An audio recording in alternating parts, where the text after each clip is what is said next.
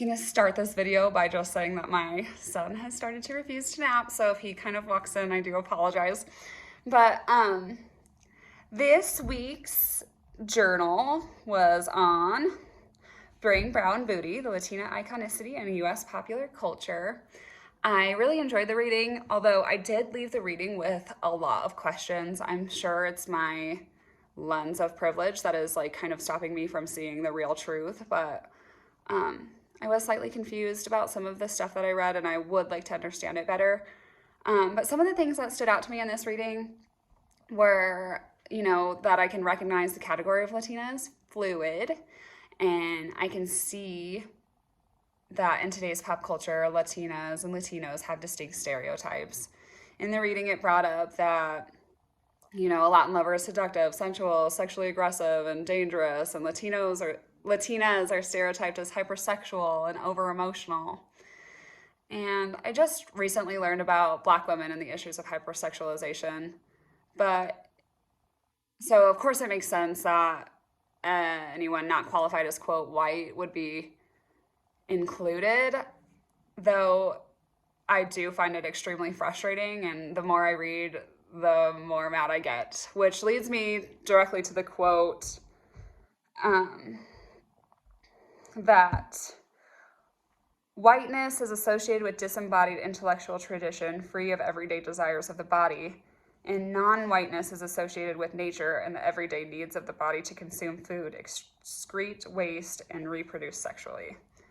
That is actually one of the several times I have kind of seen non-whiteness being portrayed as animalistic characteristics, and other than expressing how livid that makes me, I don't know how much I could say. I just know that we're all human beings, and the more I read it, the more annoyed I get, and I hope that our generation is doing better.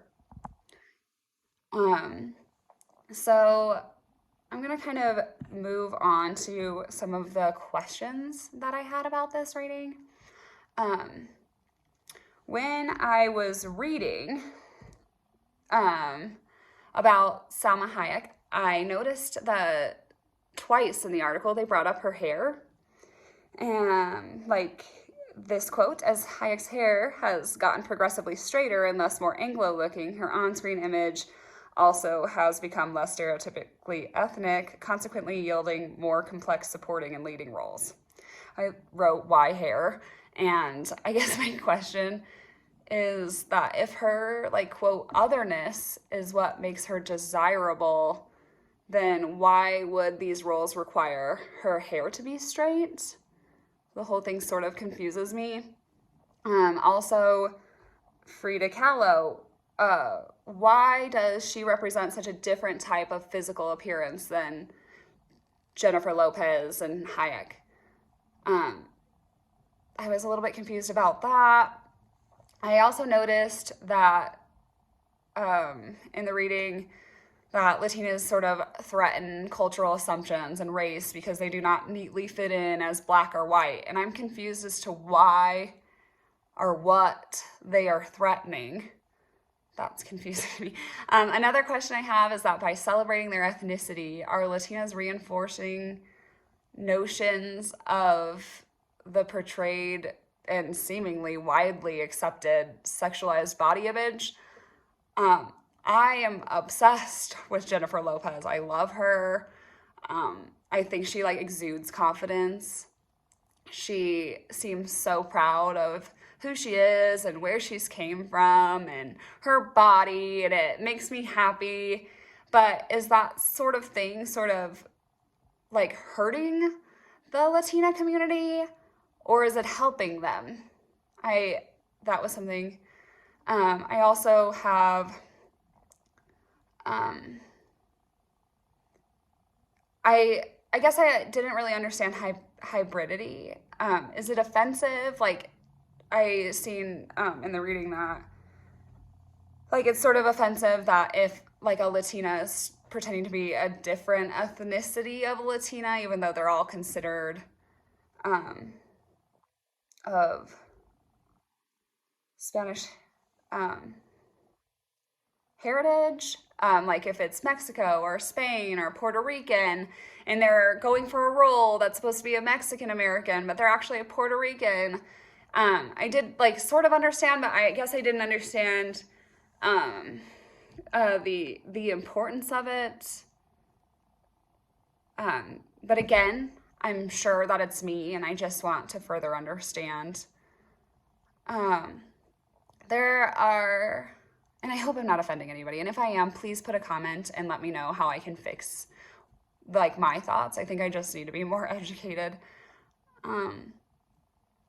There also is a question that I posed to myself, that since this reading was kind of written in 2004, do we think that pop culture has gotten any better at representing the Latinx community?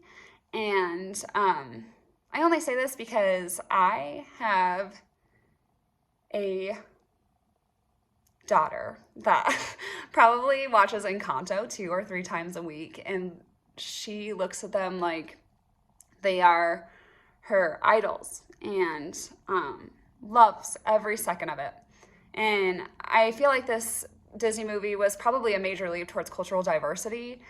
I didn't know if maybe like things have gotten a little bit better, even though obviously we have way further to go. So other, like a synopsis, of course I read the reading, I understood what I was kind of reading. I just had a lot of questions about it because I am not a part of the Latin American community, and I want to know all this information so I can go further, take a step past this and make sure that I'm more educated and that I can make sure that I'm not part of the problem. So if you guys have any advice for me or can answer any of those questions, I would really appreciate it.